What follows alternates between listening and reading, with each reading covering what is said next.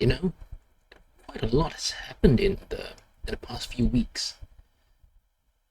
Last few weeks, let's see. Liverpool made it to the League Cup final. Then they got knocked out of the FA Cup, and, and quite recently, that 2-2 draw at Everton. So yeah, quite a lot has happened. Quite a mixed bag. Quite a quite a bit to digest and unpack. Uh, and first that the League Cup semi-final second leg, that was at home against Tottenham. So because of time zone differences, I was only able to catch something like, I think, on like the last 30 minutes of that match. But I did get to see, I think, the third and fourth goals. So that second leg ended up being a very comfortable 4-0 win, 4-1 on aggregate. Liverpool making it to the League Cup final. Yet again, League Cup final, second year in a row, and I think it's what, the 15th League Cup final overall, which is a record in the competition. So yeah, even after losing that first leg 1-0, somehow it just really never felt in much doubt that Liverpool would be able to turn it around and make it to the final. It just yeah, it felt like it was never going to be much difficulty, insofar as any match is ever, quote unquote, not difficult. But 4-0 win, so it's like, uh yeah, at 1-0 and even at 2-0, you might, maybe there might still be, some sense or some level of drama, just in case Tottenham ever somehow scored a goal and leveled the aggregate. But once you got to 3-0 and 4-0, then I was like, yeah, that's done. 4-0 Spurs, I'm not getting back in this. Just a very straightforward, very smooth sailing second leg. Then the FA Cup, that was what, the fourth round match away at Plymouth. Well, unfortunately, it was not on TV here, so I didn't get to watch it. Yeah, I didn't see what happened. I only managed to get to I only managed to see a bit of the highlights online. That was later on, and from what little I know of the match, I know that the team, that was a very heavily rotated team. Even the first teamers that started, a lot of them were more of the bench players, fringe players, reserve players, then a number of academy youngsters, and the bench. I think the bench was almost entirely academy youngsters. I'm not too sure, but so looking at a lineup like that, you can see, the sort of intentions going to the match. Of course, I don't think the team would have purposely wanted to lose that match. I think the idea would have been that hopefully, even with a heavily rotated squad, it should still be enough to see the team through. But ultimately, as it were, it wasn't, and it was a 1-0 loss, and Liverpool are out of the FA Cup. Now that's it. Of course, it's always disappointing to be out of any competition, out of the running for any single cup. But when considering the context of the season that Liverpool have had so far, getting the League Cup final, being top of the Premier League, being favourites to win the Premier League, uh, top of the Champions League group stage, being favourites to win the Champions League, and at least getting the bye to the round of 16. When looking at the season as a whole in that context,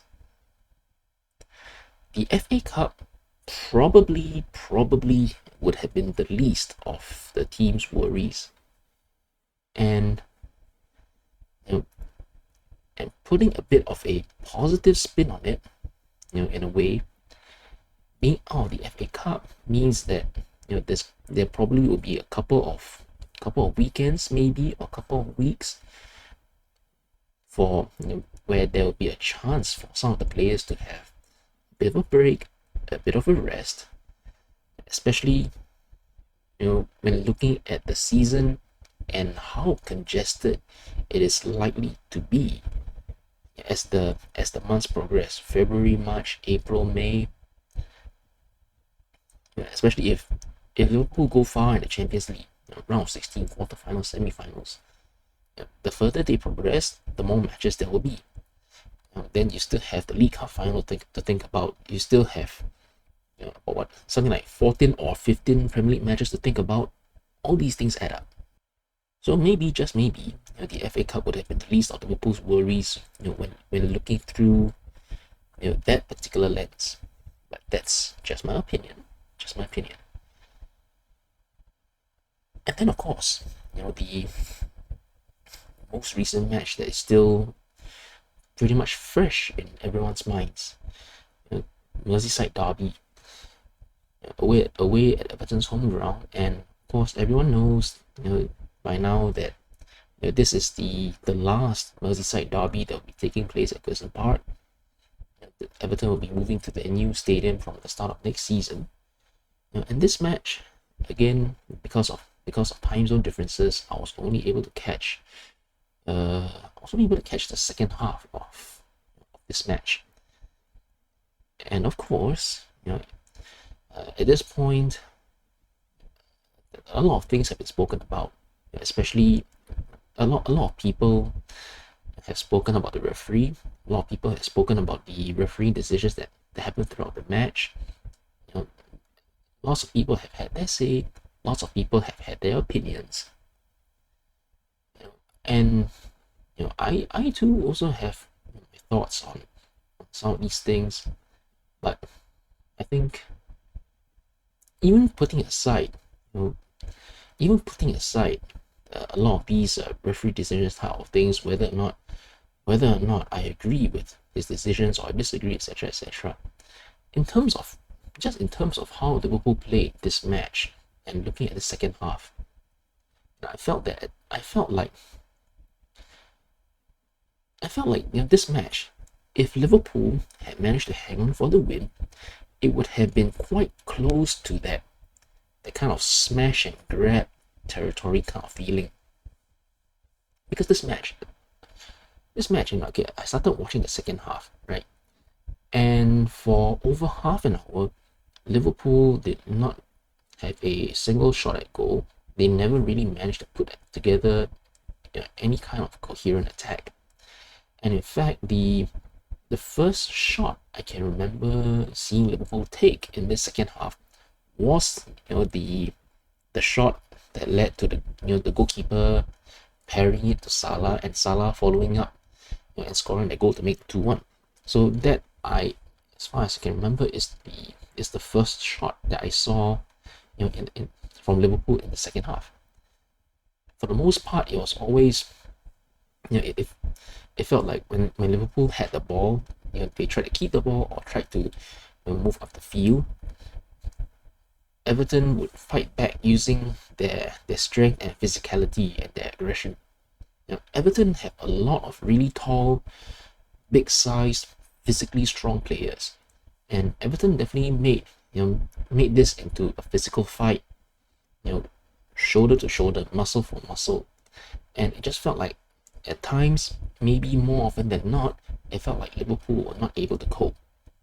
I saw a number of occasions where Konate was somehow, and Konate is big, he's tall, he's strong, but even he, on occasions in this match, lost out in the physical fight. Whether it's being nudged too easily, pushed too easily, or whatever, it felt like he was. I just get the impression that he lost out more than he won. And even Van Dijk at times, as aerially dominant as he is, I also get the impression that at times there were some duels here and there, some aerial duels that that he lost. So there was this incredible level of physicality and aggression that at times Liverpool were not able to match. And again, even the that goal right at the end, the 2-2, crossfield ball, and then a cross comes in. Couldn't win the first header, couldn't win the second header, and then the Everton player follows in, kicks it hard into the net, 2-2. It was an absolute gut punch. Seeing that, just very upsetting, very frustrating, because Liverpool were almost right there, just that few seconds more, and somehow just unable to hold on at the end. Of course, I've also heard people talking about how many minutes extra time and why the referee didn't blow the whistle and stuff like that. I too also have my questions on that and my opinions on that, and stuff like that. But ultimately, what happened on the pitch was that sequence of events. Everton were physically stronger. They won the headers. They won the first ball, second ball. They scored the goal, and Liverpool just weren't able to hang on that little bit more. So it was in the moment as it happened. It was deeply frustrating, very angering, just and all of that.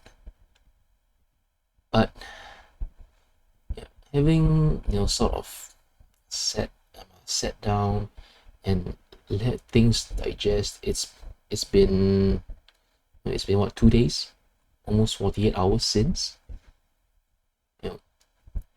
And when I think about thinking about it again, after this period of time has passed, Liverpool are still 7 points clear at the top of the table, 7 points ahead of Arsenal. It is not the end of the world, and a draw against Everton shouldn't be seen as the end of the world. Again, because 7 point lead. Right now, the onus is on Arsenal to find a way to catch up and bridge that gap. Seven points means that Liverpool will need to lose 2 matches and draw a third, and then Arsenal will still need to win all their remaining matches just to overtake Liverpool. Likewise, if within these final 14 or 15 matches or so, if Arsenal were to drop points in any of those, they then would require Liverpool to drop more points as well. They would need Liverpool to drop that many points on top of the 7 or 8 that they already need to drop. So the margin of error, or rather is Arsenal have a much smaller margin for error than Liverpool do from now till the end of the season. So looking at the season as a whole, or rather the Premier League, how the Premier League title race has been up to this point, Liverpool are still favourites, and yes, despite some really tough matches ahead, especially like away against Chelsea, away against Man City, at home against Arsenal as well. Despite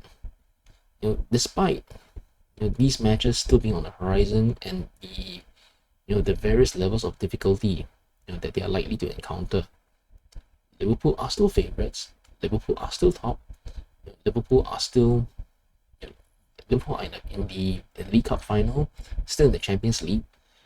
So everything that's happened so far, there is still that potential for this season to be a really very good season. Even just winning the league, it would be would be an excellent season already. But if Liverpool could, add a second trophy, or maybe even dare I say a third trophy, if Liverpool could win a league and European Cup double, that would be a just absolutely fantastic season. Just probably beyond what any Liverpool fan could have imagined this season bringing at the start of the season. Beyond almost anyone's expectations. But that's it. One match at a time, starting with this weekend's league match. Fingers crossed that Liverpool can bounce back from the disappointment in the derby, and get back to winning ways. Win the next league match at home. Keep the pressure on Arsenal. Keep the pressure on them and make them continue to chase. Fingers crossed.